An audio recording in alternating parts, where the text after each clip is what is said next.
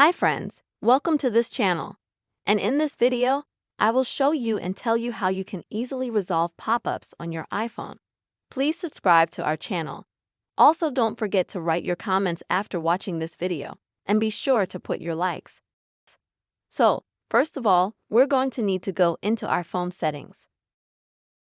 And here we scroll until we find the Safari section. Go to Safari. Also scroll down a little bit and find the pop-up block. As we can see, it's currently activated. And that means that absolutely all pop-ups in Safari, for example, will be blocked.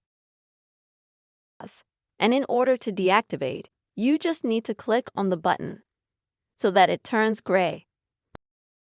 After that, if you go to a site where there are pop-ups, they will appear to you.